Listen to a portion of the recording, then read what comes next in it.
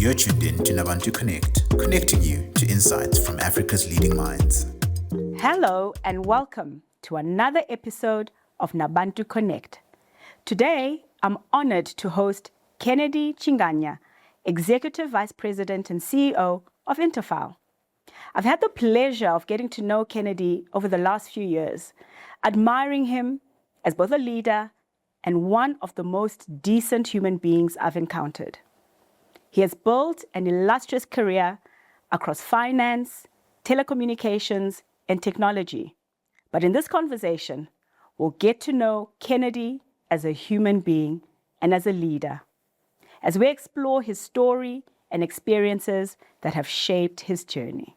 Welcome, Kennedy. Thank you for joining us. I know since we started sort of working together, I've been saying we need you to join us. And I'm really thankful that you've honored this invitation. Thank you for inviting me as well. I'm looking forward to this. Yeah.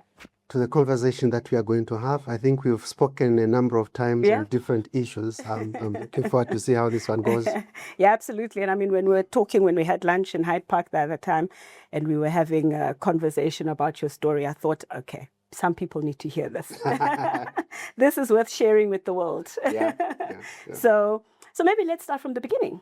Often that's where I go. Yeah. The beginning is often where our lives are shaped and influenced. Absolutely. Those that come, I guess, before us, and that shape who we are. I think I look back and I always say I'm very grateful of the beginning, and certain things probably that have happened over time in my life have helped me shape who I am today.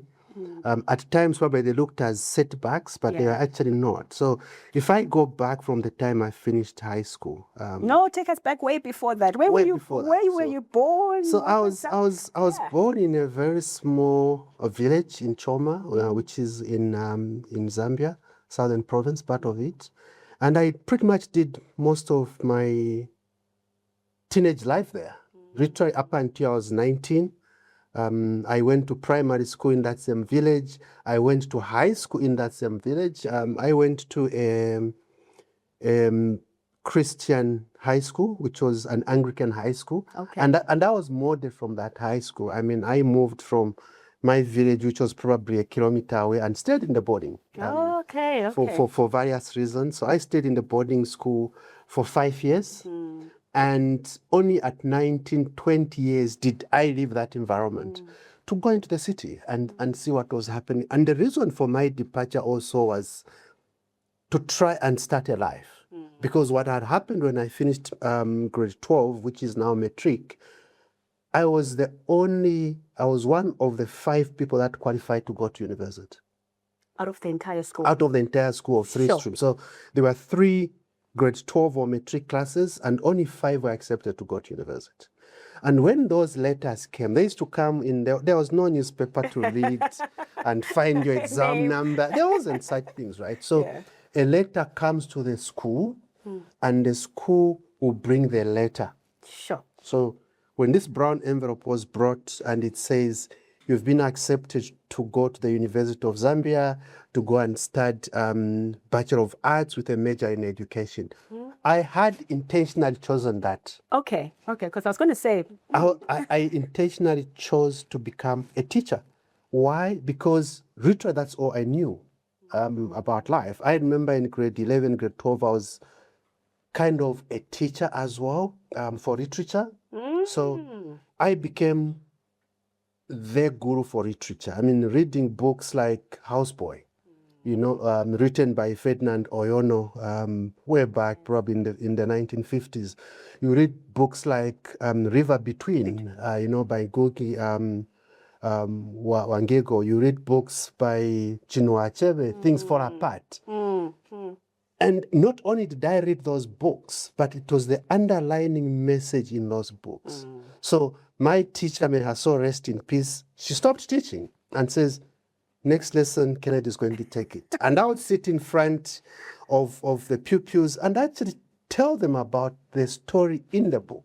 So I'll say from chapter 1 to chapter 5, this is the story. When in Houseboy, when the houseboy looked down. What was the message communicated to the boss? So reading in between, and that's the only subject I got a distinction. Yeah. Okay. But I thought, you know what, I think I can be a teacher one day. But when that envelope came, my father said, look, I come from a family of 11 children. My mother had 11 others, and I'm number 5. Sure. So the conversation was, thank you very much for qualifying to go to university. But Oh, gosh. Oh, where we are, yes. it's not going to happen. Yeah. Because before you and after you, there are still those that are still aspiring to get there. There was actually no feeling of I'm disappointed because it was factual. Yeah. And I said, wow, okay, so what's going to happen now? Okay, I need to find my way to the city and find something else. Age 20, I found myself working for a businessman who owned a butchery, a supermarket, and a school. At first, he didn't even know what to do with me. Then eventually he says, you know what? I think my principals are stealing money in the school. Maybe you can do something. And he gave me cards, which he had bought. And these cards had the pupil's name, the grade, term 1, term 2, term 3. And he says, I want you to record the school fees that have been paid. And when I look back now and say, that period I spent raising money to go to university, working for this guy, it grounded me value-wise in a deeper way. Because I had a lot of teachers coming to me telling me, but can't you do something? I was young, I was only 21. Yeah. I was like, no. If you took the money, you have to pay it. Should I write that? When are you going to pay it? I was very innocent. So wait, they were asking you to cover it up or Yes, find a way to yes. hide. Oh, wow. Absolutely. Okay. And I was like, oh, they no. met the wrong guy. they met a wrong guy who just had a value. Yeah. I didn't even know it was a value at them. And after I did that, the owner came to me and says, you know what, thank you so much. This is the first time I'm seeing value of running a school. This was a grade 1 to matric school he was running. And it was the main funder of the business, but he suspected money was moving somewhere. After one, he says, I told him, look, I need to go back to school. I was supposed to go to University of Zambia. It's not going to happen. I've just applied to go to the Copperbelt University to do accountants. And again, accountants was informed by what I was doing. At age 22, doing the books for this guy, it was not even books, it was cards I was producing and showing, this is how much we've collected, this is what is going to come tomorrow. And that man pretty much funded a lot of my starting in school. And I went to Copperbelt University, spent my 3 years there. My Christian life was still deeply rooted, because 5 years, Richard wrote it in 5 years, because from childhood, I've been an Anglican boy all the way. At one point, I think family was confused I would be a priest. Was your family Anglican, or was it that still Anglican. you... Okay, so still Anglican. Up until today, even here, it's still the same year. And I went to Copperbelt University, spent my 3 years there. In my 3rd year, I got a notification, not even a notification, I was informed by my elder brother to say, look, these people that we do business with in government, one of the suppliers is actually opening offices in South Africa. And they are looking for young people to go to South Africa. Copperbelt University had a lot of South African students who I didn't even know they were South African students. I only knew when I came here. Oh, right. When you were eating our money. You were chowing with us, And I had very little knowledge of South Africa other than what I had read in the books. And the first thing that crosses to mind, why would you want to make such a decision? Why would you want to go there? Because at that point, this country was a mess. What year was that? That was in 1993. Oh, right. Okay. And I said, look, I've got absolutely nothing to lose. I want to go find out what this thing is. I got my first passport in 93. January 94, we were told you need to get ready. I just graduated in November. In January, I was told you need to go to South Africa. to Johannesburg. Oh, okay, whatever that is, we'll go. And passports were done on my behalf. And next thing I was on the plane, Zambia Airways, landed at then Jan Smart, and taken to Bryanston in a house. No idea where the sun is going to come from tomorrow. Yeah. But I'm here. Now we need to work. And we set up shop in there. And we did pretty well for 2 years. It sounds to me, I mean, before you continue the story, Yeah. like there's a theme for me that's kind of a common thread, and I'm wondering where it comes from, because there's a theme of like just being curious about stuff, willing to take the leap, willing to take a risk, willing to see, oh, okay, well, I'm willing to try that, at least try something at least once. So there sounds to be like right from the early days, you know, just stepping up. Oh, well, you know what, I'm going to teach. The teacher says, okay, I step in. I'll see how it goes. You know, there's that sort of thing. I don't know where it comes from. Yeah, I think it comes from a very young age, probably age 6, 7. Yeah. My dad was a handman. He used to do things. And I remember at that point when my father used to repair pots. Yes. You know, when a pot opens at the bottom and you fix it with another cover. And I used to watch this guy doing it, and I was like, I can actually do this. And I actually learned to do that. Probably before I was even 10 years, I could do that and make money out of it. Oh, wow. So I'm a very curious individual. If someone can do it, I can do it too. I can do it too. I can do it too. And that I think has kind of carried on and landed here. We did what we needed to do. Made a lot of money for them. Didn't see most of it. Did you say for them? For them wasn't early for me. days, It was right? early days. Yeah. It actually, I started with 500. That was my salary. Was 500 rands. 1994, 500 rands. I was earning. My boss was earning 600 rands, and we stayed for 2 years. 2 years later, again, I don't know. We had now moved to an office park in Santon on 5th, and right opposite us, there was Toyota Tusho, which was a Japanese Toyota that had just opened. And there was a lady there who said, you know, I've been observing you coming to work, dedicated, doing what you are doing. I don't know if you know, you've been here now for a couple of years. Do you know that you can apply for your residence permit? And I'm like, what is that? What do you want me to do? She says, no, I'll help you. I will do this for you. And she walked me through. Eventually, I became a permanent resident. That same year, I was taken over by IBM. I went into IBM mid-20s. Again, very curious. It was a call that came. Remember, I'm leaving a job to go to a temp job. But I went for the big blue. And all I was told was someone had left to be on maternity leave and we needed you for 3 weeks. Sure. I said, this sounds exciting. So you are leaving the business, the Zambian business that was, you know, that you came here to set up, and, you know, so you didn't think, oh, you know what, maybe I'm going to grow up, you know, go up the ladder. And then here comes this organization and says, okay, here's an opportunity for 3 weeks. And you say, you know what, I'm going to take a chance. Yes, I said, how come?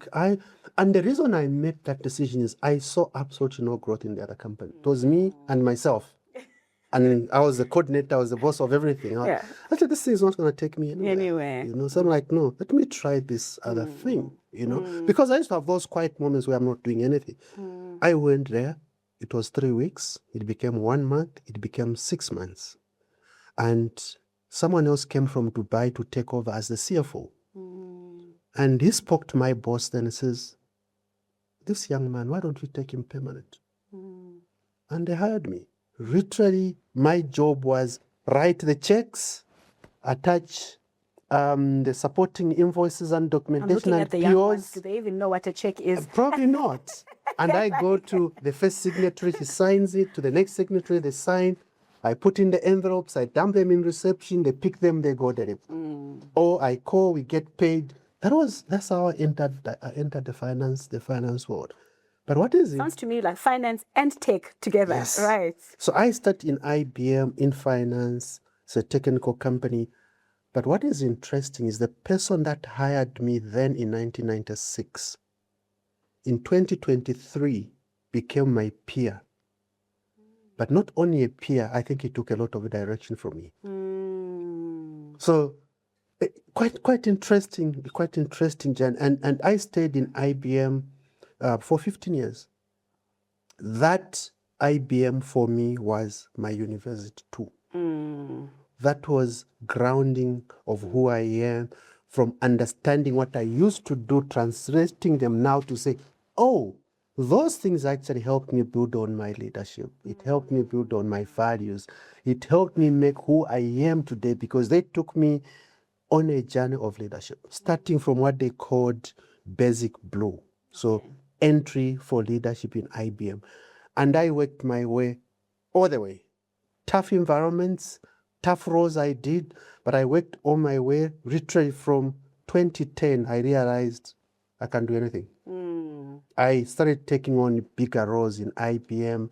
And my last role before I left, I was the Group Chief Accountant and Treasury for Sub-Saharan Africa. Sure. I did the IBM expansion for 2 years, planting offices across Africa. In Ghana, we opened a new office. We had Angola, we had Nigeria, we had Kenya. Made million trips into Mauritius, try and establish what was going on there. And I reached a point where I was like, I'm now done. What next? And the conversation at that time was, maybe we need to start grooming you for a CFO role for IBM South Africa. But you cannot be. You're young. You need experience. Yes. So we'll do something to get you ready. We'll send you to Nigeria. Wow. Excited me again. Like, of course, man, I'll go to Nigeria. But I'm just trying to think contextually what's happening in your life, right? Yeah. Because things are happening professionally, but I imagine things are happening personally. And sometimes when things are happening personally, they changed our ability to be able to make certain impromptu decisions because there's other people we are responsible for, or that kind of thing. When this opportunity came, did any of those thoughts come to you? And what conversations were you having? So remember now, when I moved to IBM, I just got married. So when I left university, I had my girlfriend there. Yes. And she had 2 years to go. Yeah. She finished and got married. We got married very young. Very, very young. Yeah. Now I make a decision to move to Nigeria, but I haven't told anyone. I'm going. I actually flew to Nigeria, found a house, paid for a house, came back. On the way, I'm sitting in the airport and I'm thinking, my 2 daughters were very young at the time. I'm sitting there, I'm like, but is this the right decision? I'm going to leave these guys and come here. Probably not. And I think that was the most difficult ever flights I've done in my life. I was miserable. I got home. I didn't say anything. I was quiet for like a week. Then I went to tell my boss. I said, no, thank you very much for the opportunity, but I'm not seeing this working. Yes. For various reasons, family. And she said, look, we'll find something else. If this doesn't work, we'll find something else. That same week, I got a call from Microsoft. Microsoft says, we've just lost one controller. We need a controller for the enterprise partner group business. Would you be interested? Now, my mentor, who's mentored me in IBM, is in Microsoft at the CEO. At the time. The time, I'm like, sure. I never say no to an opportunity.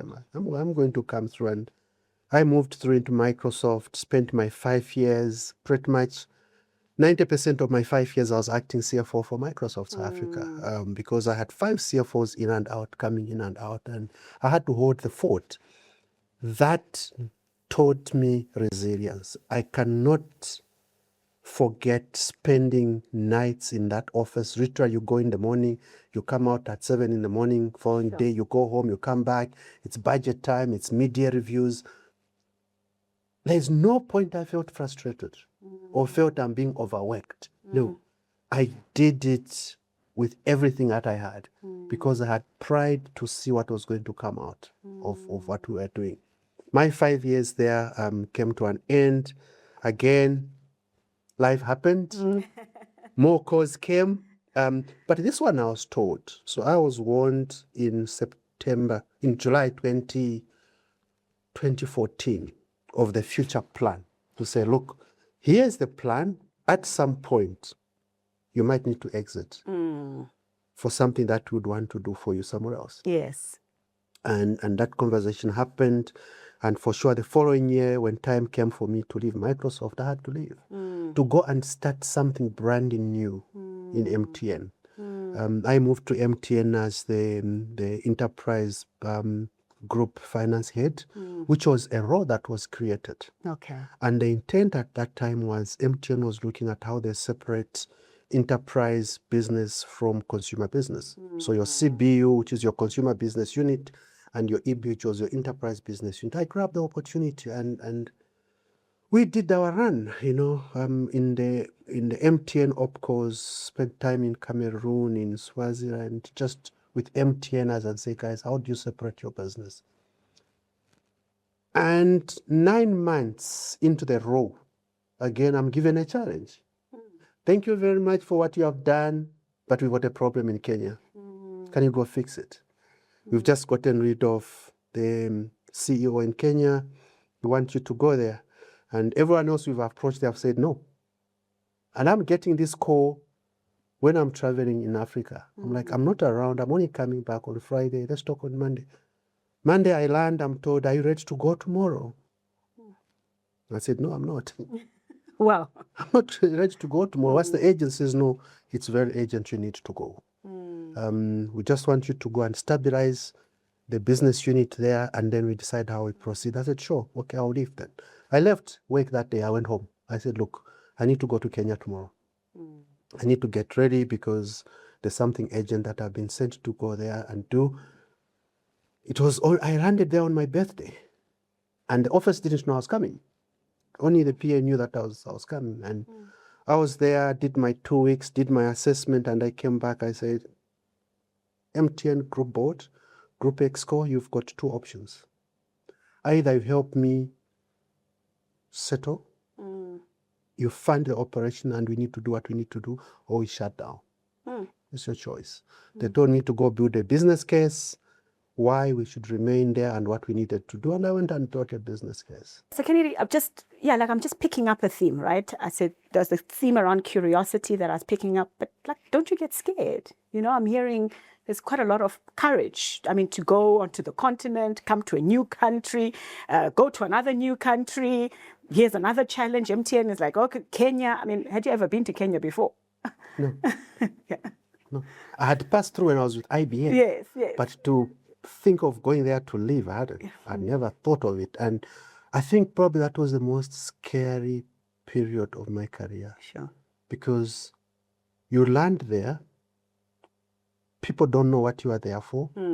This team is broken, but you're expected to build it. And yes, fear creeps in, but I think I'm that individual that says it has to be done by somebody. The fact that someone has pulled you out of 1,000 other people, there's something that they have seen. That kind of erases that fear from it. Say, why me? What's the worst that could happen? You die, and then once you die, then it's over. You're gone. Then it's over. Then it's over. Yeah. And I always looked at these things as an opportunity. I remember someone telling me, but in Kenya there's malaria. Are you not scared? I'm like, I've grown up in a malaria zone. What is that? Yeah. No, we've never had an expatriate in Kenya. You'll be a guinea pig. I'm like, then I'll start. I'll be the first one. And I literally wrote what an expatriate should benefit in Kenya. I wrote that myself. This is what you need. This is what you need. This is what you need. And for me, if I look back now from the Kenya time, leadership crept in, because now I'm moving into a managing director role. I've never done such a role. There is no manual for an MD. There is no handover for an MD. You just walk in an office and they give you a desk. And what happens after that is up to you, right? And I walked in there, I looked at my leadership team, and I was like, this is not going to happen. Who built this business? Yeah. I know people back in the group that can help me build this business. And I had back and forth conversations with very senior people in MTN, and I said, yes, Who bought this business? There is potential. This is what I need. And I didn't know how much impact I actually had through those conversations. But what was more surprising is that same following month, I came in April. In May, I got a call. The boss is coming from Nigeria and he wants to make a stopover in Kenya. I said, to do what? Says, I don't know. He just said he wants to come to Kenya. I'm like, are you telling me the chairman is coming to Kenya? He says, yes. So I'm calling you because you need to arrange protocol. I'm like, what is that? It needs to be picked up from the airport. You need an escort car. You need a sweeper. I had no idea what you just said. And I had now to consult and make it happen. He's landing at 1 a.m., 9 in the morning. I think just after 1 a.m. I was told the hotel was ready.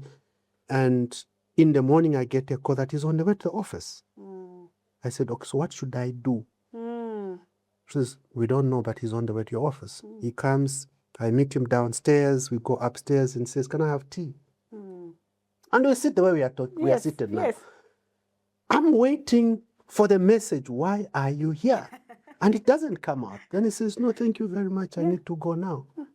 So as we are going down, he says, you know why I came here? When you came to present at the board, I was intrigued with a lot of things that you said. And because I had not been to Kenya in a long time, I wanted to see something. And he said, I think we've missed an opportunity as MTN in East Africa. That's what he said, and he left. I knew that was a stamp of approval. I'm like, here, it's non-stop. We need to do what we need to do. And I enjoyed my 3.5 years there, did what I needed to do. There were calls for me to go to Zambia, try to be next CEO for MTN. I was like, nah, I'm not coming back there. I need to go somewhere else. I was eyeing for other opcos. Well, on that, I mean, there's the part around, okay, well, one would have said, oh, wait, that's my home. That might be an opportunity for me to kind of do something. What made you decide, you know what, actually something else, somewhere else, adventure? Are you like an adrenaline junkie? Maybe when we talk about your hobbies, you'll be telling us you do some. Yeah, so there's a number of reasons why I didn't want to take that role. One was, if I go back home, will I earn the same respect I earn in foreign environments? Okay. Probably not. They would just look at me, this is one of us. Yeah, this is our brother. I was like, no, I don't think I'm at that point where I can make that call. If you ask me that question today, probably I would make a different decision. Yes. Completely different. Yes. Okay.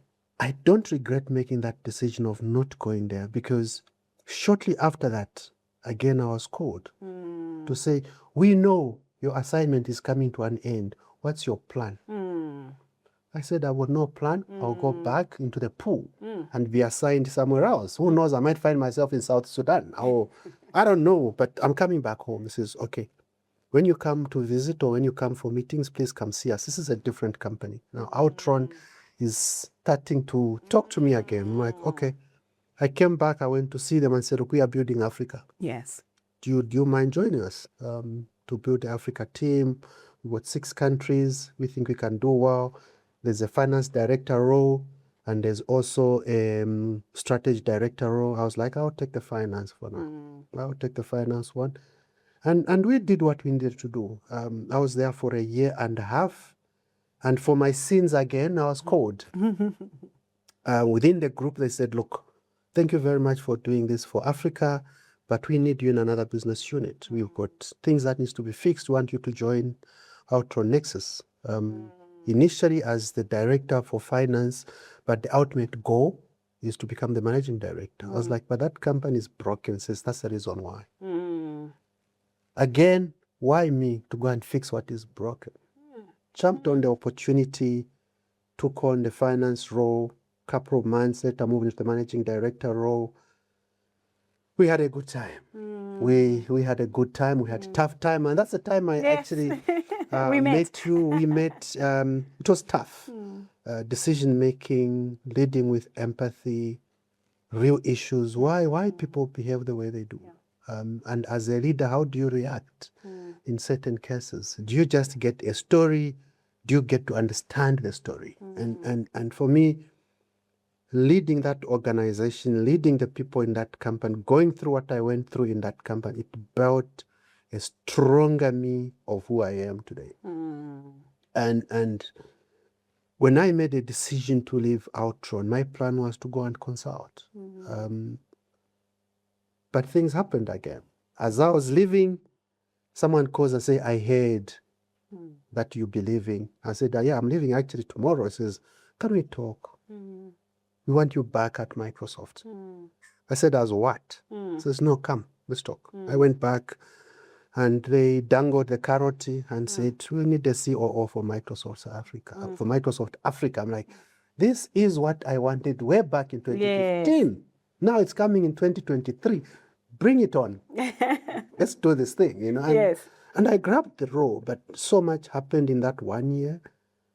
What my expectation was and what it was, we were not aligned. Yeah. And I said, look, thank you very much. I need to, I think it's time to take a break.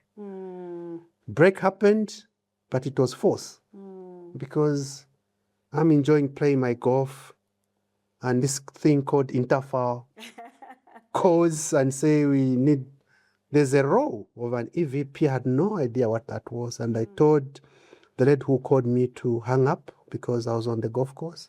Call me later. I'm actually very busy now. And religiously, she called me back. And the conversation happened. Yeah. And I took 4 months to accept the role. 4 months to accept the role. Why did it take me so long? Managing people is not a joke. This was going to be my 3rd leader role. It's people again. It's traumatic. You go home. It's the only role probably no one says, how are you? How are you doing? But you need to do it to everybody else. No one checks how you are doing because you're expected to be okay. You're okay. So no one knows when you are not okay. Remember, when you are at that level, you may have a boss, but actually they are detached from you. It's you, your leadership team, and the people. But every decision you make impacts humans, impacts individuals. How do you manage that? How do you lead with integrity? How do you lead with empathy? How do you lead with transparency? How do you lead with values? That what I'm doing, I can sleep with a clear conscience. You know, and it took time. I had to do a lot of research. I took the role sitting where I'm sitting now. I've got absolutely no regrets. And I'm looking forward to what we can actually do going forward with this company. I'm 1 year now in Interfile, and my brain doesn't stop running of what I'm thinking we can actually achieve as a team. And it sounds to me like even when listening to your career and the major roles that you've played, there are 2 aspects I want us to explore. I think there's the aspect of, are you a fixer? We're like, oh, and then someone called, okay, fix this, okay. It seems like maybe a different word to use is a builder, right? Yeah. In that you're able to see what others may think is broken, but you can see the possibility, the opportunity, the like what lies underneath, and be willing to pull up your sleeves and invest yourself in that. Yeah. And then on the same theme of people, I think what I've also heard you mention, there's always somebody who either picks up the phone or directs you in a particular way. And I'm thinking more around, well, I guess we don't get where we are by ourselves. Absolutely, right? Absolutely. We have mentors, we have people who see things in us. From the gentleman you worked for the first time in that school, right? All the way. So just talk to me about sort of your thoughts around mentorship, also being a builder. Fixer, yes. Yes, I love to go. I get bored quickly. I like challenge. I like to go and look at something. But why is it broken? I always tell people there is no organization that succeeds because it's got the best technology. Yeah. It's got the best systems. It's got the best. No. You need the people. Yeah. To make it work. But in doing all that, even for myself, there's no way I would have reached where I am without a number of things. Mentorship, yes. I've been guided by very good people. Honestly, I've had mothers along the way. I've had fathers along the way. I mean, there are people I can call like Dudunya Mane in IBM. She took me like a son. And they gave me opportunities that most people didn't get. You know, the people I've met along the way as mentors have really guided me. If I look at the family as well, you know, my family is my strongest support system. I've abandoned these guys many occasions, but they are still Strong. right behind me. I look at the values that, or not only I picked along the way, I knew values before I knew the word value itself. Yeah. That has also helped me to get where I am today. But also I sit back most of the time, I say, but as a leader, who are you? Yeah. Who are you as a leader? I'm a servant to the people, right? What does that even mean? For me, I'm there to save the people, but I'm also there to protect them. I don't own and control the people. I save and protect them. But in the process, I need to look back and say, but what did I do? From the time I landed here, how is this place better than I found it? The assets that have been handed to me, I must always aim to improve on those things that have been given to me, the people, the resources. I must leave it looking back and say, I'm super proud. And when I look back now, Phephile, we're going back from IBM days, coming to MTN, coming to Microsoft, into Outron, I look at some individuals where they are today, right? I'll give you a typical example. In my early IBM days when I was doing Africa expansion, I went into Nigeria, I did interviews as we were expanding in Nigeria, and I met this young lady. This is 2009. She didn't pitch for the interview. She slept, she forgot. Oh. But in the morning, I was like, no, man, I need to meet that woman today. I called her, I said, Toyin, you missed an interview yesterday. She said, sir, I'm so sorry. Can I still come? I'm like, sure, please come through. She came in. You know, she ended up being the best candidate. We employed her. She ended up becoming the CEO for IBM Ghana. 2022, she wrote a post on LinkedIn, Toyin Adejomo, and she said it was a gratitude day. I was shocked to the core of what she said in that message, of what happened 13 years ago. Yes. And I look back, I'm like, is that the impact I need to do? I look at some of the managing, the FDs today, some of the directors who've gone through MBAs because I said you can. What they are doing today, for me, that is leadership. How many people, when I look back, have been able to get where they are today, you know? And I do this thing not because it's a nice to do. I didn't have that when I was growing. Yes. I picked it along the way. These young ones today, they need to know that these things do not happen because you are a hard worker. They do not happen because you are the smartest in the room. They happen because you've got the right guidance. Yes. Because you've got somebody who looks at you and tells you the truth. You are on the wrong path. Yes. Whether you like it or not, Yes. you are on the wrong path. You need to come back, and this is what you need to do. Yes. Someone that can honestly, genuinely, with transparency and with integrity tell you the truth about who you are. And I've been told things like, did you think through this before you made the decision? And then you look back, you're like, actually, I didn't. You're actually right, I didn't. Because if I had thought through, I'd probably have made a different decision. So I do these things, try to look back and say, where did we come from and where are we going? And I mean you're at Interfile now. It's a year. A lot has happened in that year. And when you look at sort of maybe your next, Yes. because that must be bubbling somewhere in your mind as a person whose pattern is to look at opportunities and so forth. What do you think about? A lot. A lot. Yeah. And I did, I was not shy to mention it from the onset. I'm very clear on what I want my next to be. The reason I joined Interfile, I saw a massive opportunity with the holding company, which is Harris, going all the way into Constellation Group. And for me, when I looked at the entire CSI group, even just with Harris, I was like, there's a lot we can do in Africa.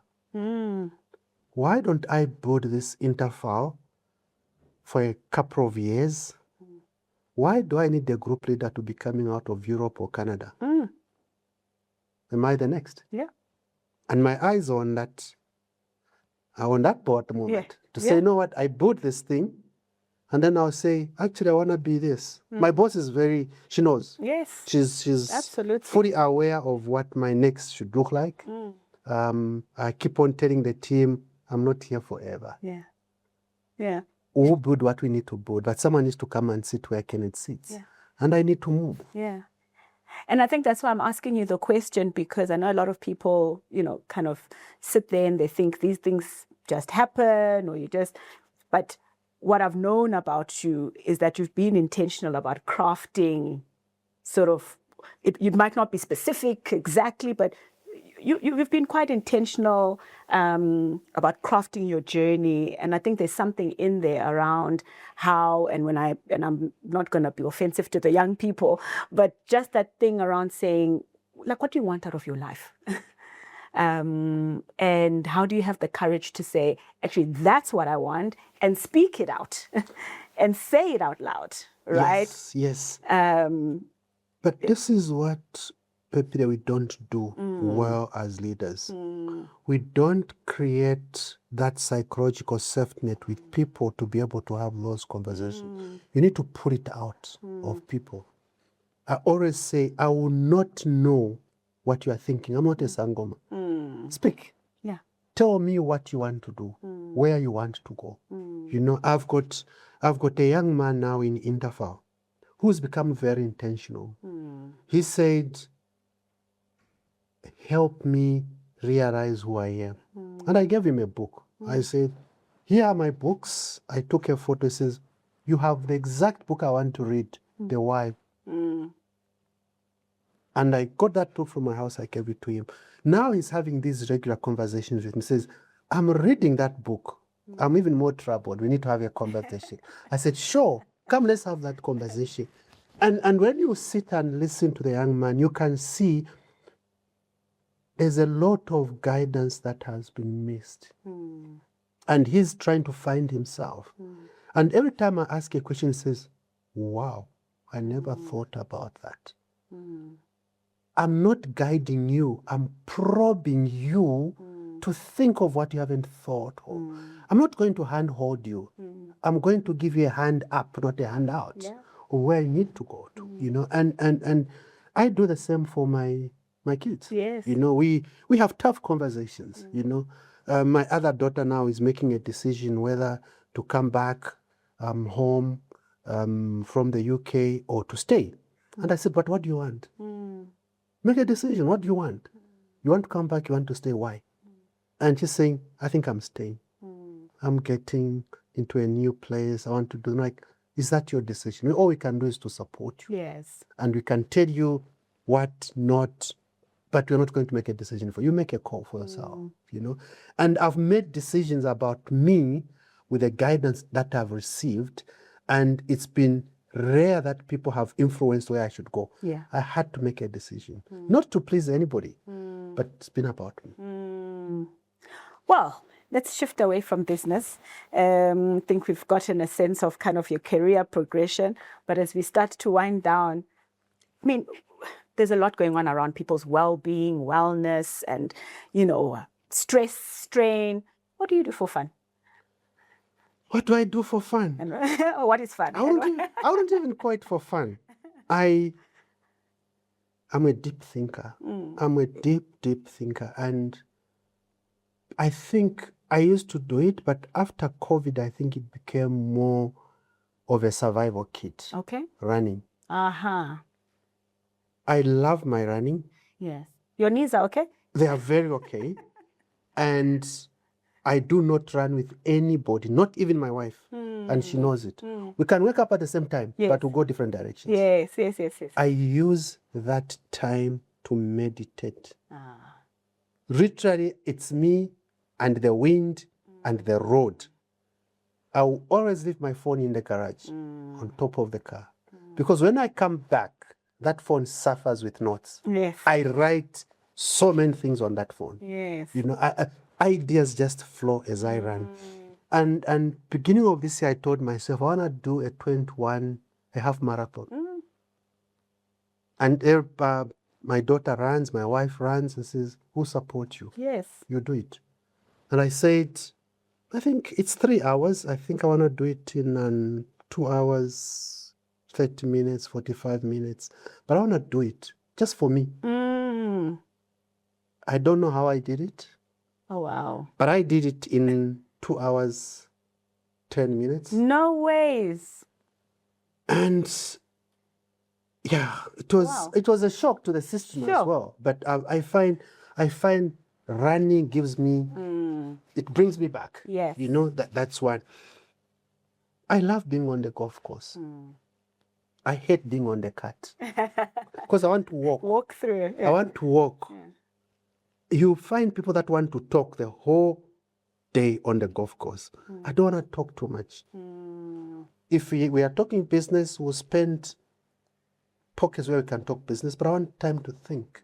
When I look at that ball, I'm deep in thought about something completely different. I could be thinking about if this ball reaches the green, it could be us hitting the target for the year. Oh, sure.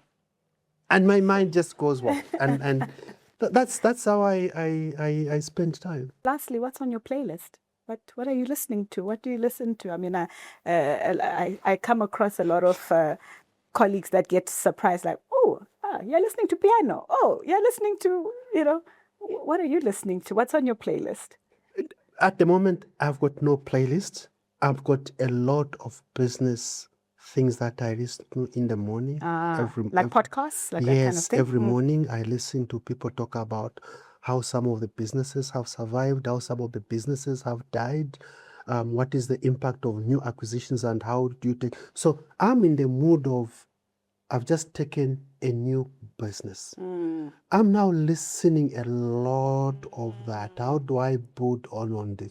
How do I listen to people that have gone through this?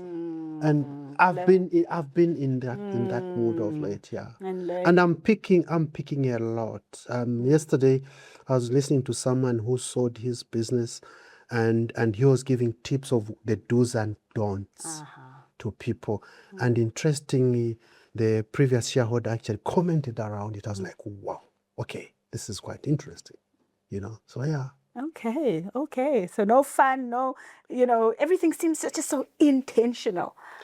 Very intentional. But weekends are very relaxed, to be quite honest. Yes. It's not heavy weekends that we have. I spend a lot of time doing something completely out of what the opposite should be doing. And if people were to find out, like, we can do this, and yeah. Okay. Well, I mean, I know I see people that are waving at me. Wrap it up. Yeah. So I'm going to end it there. And I'm hoping we'll have you for part 2 on your next, right? Absolutely. I think I'll be looking forward to part 2 because there's a lot on the horizon. There's a lot that I'm expecting to be happening. Can't disclose. Yes, of course. But there are things coming up. Yeah. Well, thank you very much. Thank you for joining us and for giving us extra time. Thank you. I appreciate it. There's just so much. I mean, we've spoken many a times, but I've actually also just learned so much. Thank you. Thank you. You've been listening to Nabantu Connect. Subscribe on Spotify, Apple Podcasts, and YouTube for more.